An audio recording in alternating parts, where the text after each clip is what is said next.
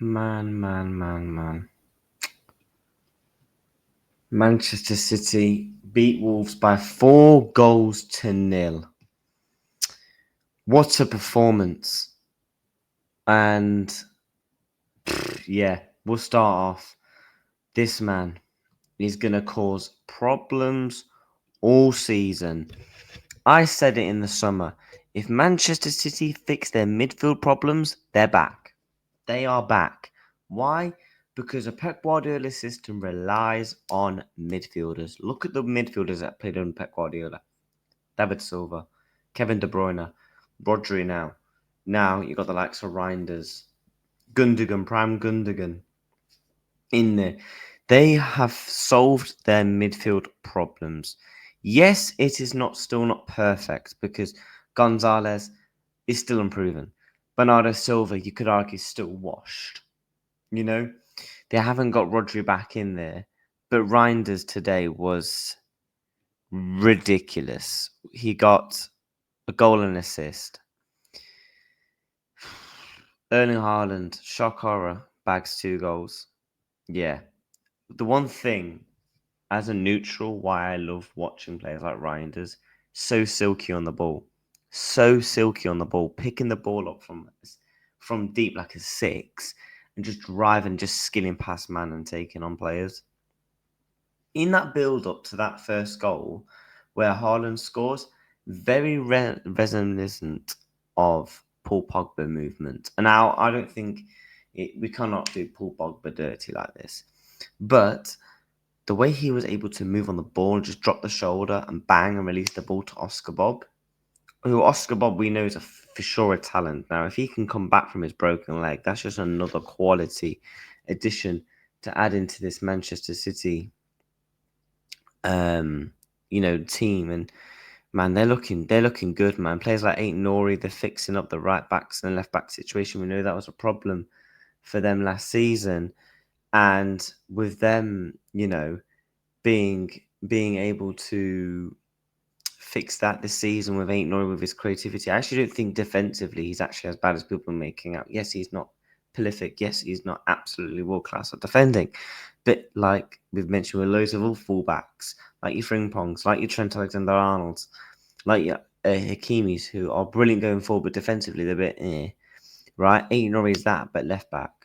And he was creating chances up and down that left flank, If Man City can genuinely get Rodri back up to their best, who can cover the acres of space, and we know what Rodri can do, and if they can facilitate that area of the pitch, man, defensively they're going to be okay, because we know Stones and Diaz are quality, but it's more about whether they can actually stay fit for them.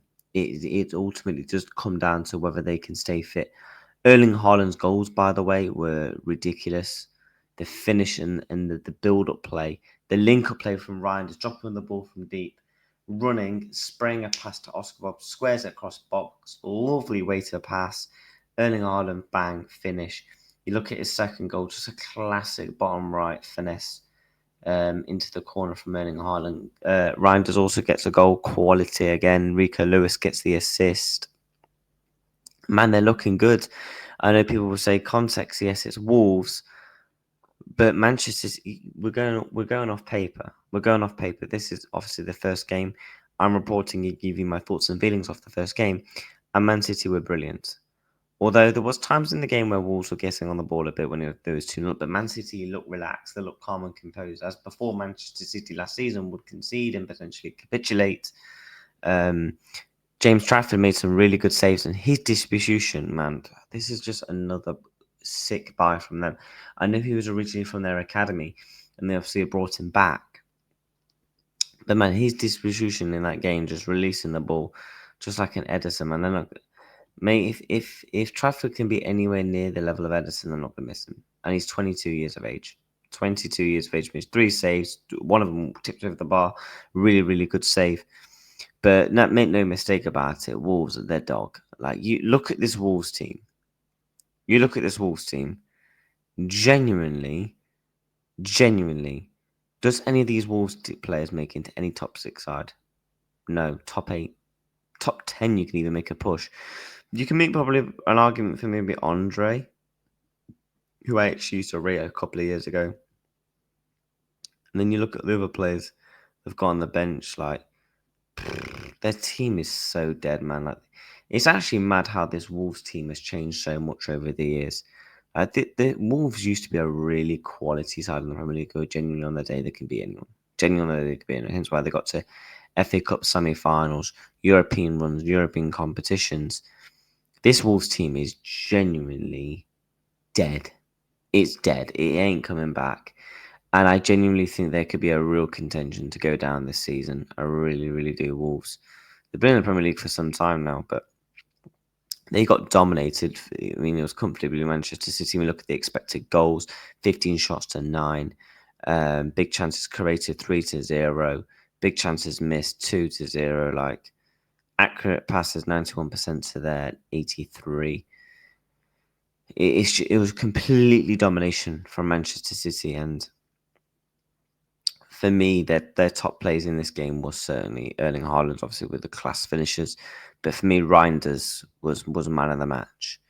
I think you could also make a case. James Trafford was obviously quality, made some good saves as well. But Oscar Bob was really good. We know Oscar Bob's an absolute talent.